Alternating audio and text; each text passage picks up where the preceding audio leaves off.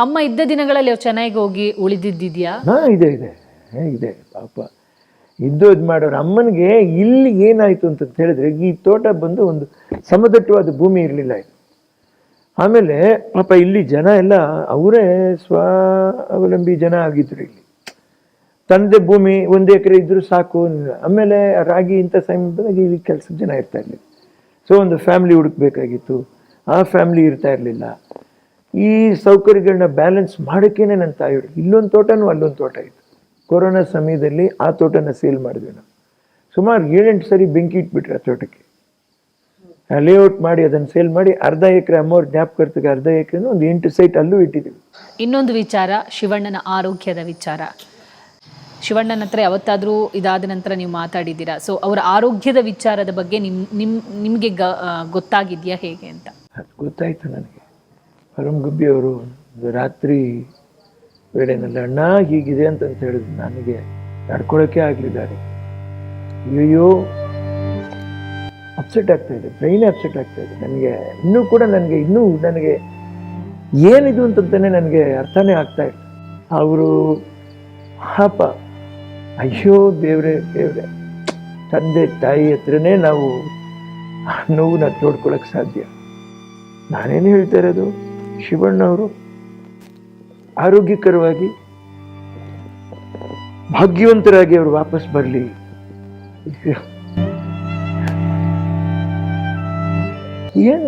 ಏನ್ರಿ ಪ್ರಶ್ನೆ ಕೇಳ್ತೀರಿ? ಏನ್ ಉತ್ತರ ಕೊಡ್ಬೇಕು ಗೊತ್ತಿಲ್ಲ ನಮ್ಗೆ. ಊಟ ಮಾಡಕ್ಕಾಗ್ತಾ ಇಲ್ಲ, ಮಾತ್ರೆ ನೋಡ್ತಿಲ್ಲ. ನನ್ನ ಮಗನಿಗೆ ಯಾಕೆ ಕೊಟ್ಟಿಲ್ಲ, ಇಷ್ಟೇ ಕೊಟ್ಟಿದ್ದಾರೆ ಅಂತ ಕೇಳೋ ಜೀವನೇ ಇಲ್ಲ. ತಿನ್ನಕ್ ತುಂಬಾ ಇಷ್ಟ ಶಿವಣ್ಣನಿಗೆ, ಪುನೀತಕ್ಕೆ ತುಂಬಾ ಇಷ್ಟ.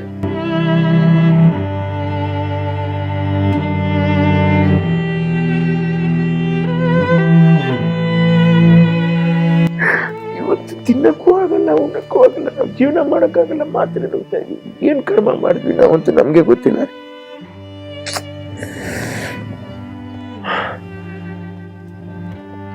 ದುಡ್ಡಿದ್ರೆ ಎಲ್ಲ ಆಗತ್ತೆ ಅಂತ ಖಂಡಿತ ಯಾರು ತಿಳ್ಕೊಂಬಾರ್ದು. ನಾನು ಹೇಳ್ತೇನೆ, ಎಷ್ಟು ದೊಡ್ಡ ಮನುಷ್ಯನಾಗ್ಲಿ, ಇಷ್ಟು ಲಕ್ಷ ಕೋಟಿ ನನ್ನ ಹತ್ರ ಇದೆ ಅಂತ ಸಂತೋಷ ಪಡಬೇಡಿ. ಅವು ಯಾವುದು ನಮ್ಮ ಜೊತೆಲಿ ಇರಲ್ಲ. ಸ್ವಲ್ಪ ಪ್ರೀತಿ, ಒಡವೆ ಕೊಟ್ಟರು ಸಿಕ್ಕಲ್ಲ, ಮುತ್ತು ರತ್ನ ವೈಢೂರ್ಯ ಏನ್ ಕೊಟ್ಟರು ಸಿಕ್ಕಲ್ಲ. ಅಮೂಲ್ಯವಾದ ಪ್ರೀತಿ ಅದು. ಎಷ್ಟು ಬೆಲೆ ಕೊಟ್ಟರು ಸಿಗಲ್ಲ. ಆ ಪ್ರೀತಿಗೋಸ್ಕರ ಮನುಷ್ಯ ಭೂಮಿನಲ್ಲಿ ಪರಿತಪಿಸ್ತಾ ಇದ್ದಾನೆ. ಅವನಿಗೆ ಗೊತ್ತಿಲ್ದಿರಾ ಸಮಾಜ ಏನೋ ಹೇಳತ್ತೆ. ಆ ಸಮಾಜದ ಮುಂದೆ ನಾನು ಬಾಳ್ತಾ ಇದ್ದೀನಿಲ್ಲ, ಇವ್ರಿಗಿಂತ ಎತ್ತರವಾಗಿ, ಯಾರಿಗಿಂತ ಎತ್ತರವಾಗಿ, ಎಲ್ರಿ ಎತ್ತರ ಹೋಗಿ ಕೆಳಗಡೆ ಬೀಳ್ಬೇಕ್ರಿ. ಎಲ್ಲೋ ನಾವು ಮಾಡೋ ಕೆಲಸಗಳಲ್ಲಿ ಮೈಮರೆತು ಆರೋಗ್ಯನ ನಾವು ಕೆಡಿಸ್ಕೋಬಾರ್ದು. ನೀವ ಸಣ್ಣ ಜನ್ರೇಷನ್ನು ಟಾರ್ಗೆಟ್ ಇರುತ್ತೆ. ಎಲ್ಲಿ ನಿಮಗೆ ಬೇಕು ಅಂದಾಗ ಯಾವುದೋ ಸೌತೆಕಾಯಿನೋ ಏನೋ ತರಕಾರಿ ಈಗೆಲ್ಲ ಅದನ್ನೇ ಮೇಯ್ರಿ ಅಂತ ಹೇಳ್ತಾರೆ ಡಾಕ್ಟ್ರುಗಳು. ಅದನ್ನೇ ತಿನ್ಕೊಂಡು ಕಾಲ ಕಳೀರಿ, ಆರೋಗ್ಯ ಕೆಡಿಸ್ಕೋಬೇಡಿ. ಚೆನ್ನಾಗಿರಿ, ಎಲ್ಲರೂ ಚೆನ್ನಾಗಿರಿ. ತಂದೆ ತಾಯಿ ಈಗ ಕಳ್ಕೊಂಡ್ಬಿಟ್ರೆ ಮಾತ್ರ ಇಲ್ಲ ರೀ.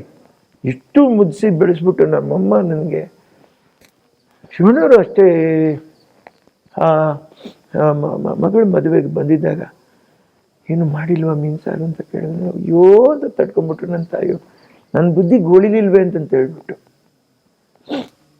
ಬರಲಿ, ಅವ್ರಿಗೆ ಮೀನು ಸಾರು ಇಷ್ಟ ಅಂದರೆ ಅವ್ರು ಚೆನ್ನಾಗಿ ಆರೋಗ್ಯಕರವಾಗಿ ಬರಬೇಕು. ಆ ಮೀನು ಸಾರನ್ನು ನಾನೇ ನನ್ನ ತಾಯಿಯವ್ರ ಕೈಲಿಂದ ಪುಡಿ ಮಾಡಿಸಿಟ್ಟಿದ್ದೀನಿ.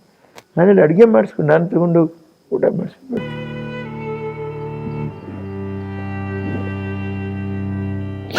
ಅಯ್ಯಪ್ಪ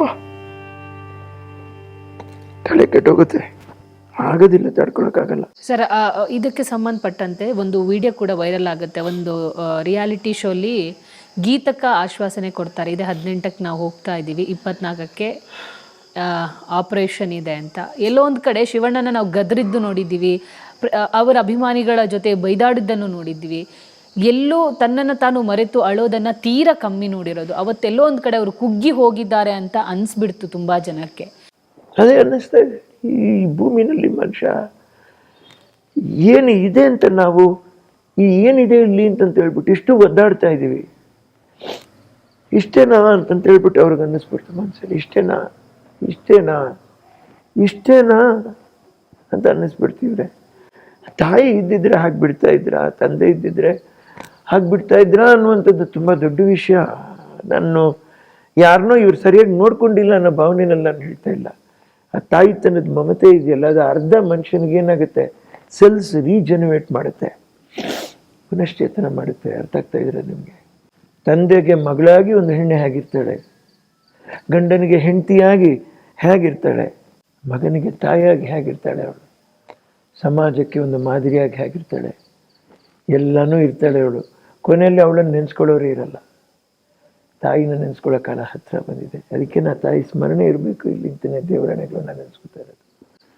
ಹೆಣ್ಣು ಮಕ್ಕಳನ್ನ ನಮ್ಮ ನೋಡೋ ಭಾವನೆ, ನೋಟ ಎಲ್ಲವೂ ತುಂಬ ಪವಿತ್ರತೆ ತುಂಬಿರಬೇಕು. ಬರಲೇಬೇಕು, ಅದು ಕಣ್ಣಿಂದ ಅದು ಹೊರಟೋಗ್ಬಿಡ್ಬೇಕು. ಆ ದೃಷ್ಟಿ, ಇನ್ನೊಂದು ದೃಷ್ಟಿ ಬರಬೇಕು. ಇರುತ್ತೆ, ಏನಾಗುತ್ತೆ, ಉಪ್ಪು ಖಾರ ಹುಳಿ ತಿಂದು ದೇಹ ತಳಮಳ ಆಗ್ತಾ ಇರ್ತದೆ. ಹೃದಯ ಒಂದೇ ಸರಿ ಹೊಡ್ಕೊಳ್ಳಲ್ಲ ನಿಮಗೆ, ಅದು ಬಿಟ್ಟು ಹೀಗೀಗೆ ಅಂತ ಇರ್ತದೆ. ಮನಸ್ಸು ಅಷ್ಟೇ, ಹೀಗೆ ಹೀಗೆ ಹೀಗೆ ಅಂತ. ಹಾಗನ್ನುವಂಥ ಮನಸ್ಸಿನ ಈ ಬುದ್ಧಿಶಕ್ತಿಯನ್ನು ಏಕಾಗ್ರತೆಗೆ ಸ್ವಲ್ಪ ತಗೊಂಬಂದ್ಬಿಟ್ರೆ ಮರ್ತು ಹೋಗುತ್ತೆ. ನೋಟದೊಂದಿಗೆ ಹೊರಟೋಗುತ್ತೆ. ನೋಟ ಇನ್ನೊಂದು ಸ್ವಲ್ಪ ನೋಡಿದ್ರೆ ಅದು ಮಾಟ ಆಗೋಗುತ್ತೆ, ಮಾಯೆ ಆಗೋಗುತ್ತೆ. ಮಾಯೆ ಎಲ್ಲೆಲ್ಲೋ ತಗೊಂಡೋಗಿ ಮನುಷ್ಯನ ಲಾಸ್ಟಲ್ಲಿ ಅವನ ಮನುಷ್ಯತ್ವನ, ಅವನ ಯೋಗ್ಯತೆನೂ ಎಲ್ಲನೂ ಕಳೆದು ಬಿಸಾಗುತ್ತೆ.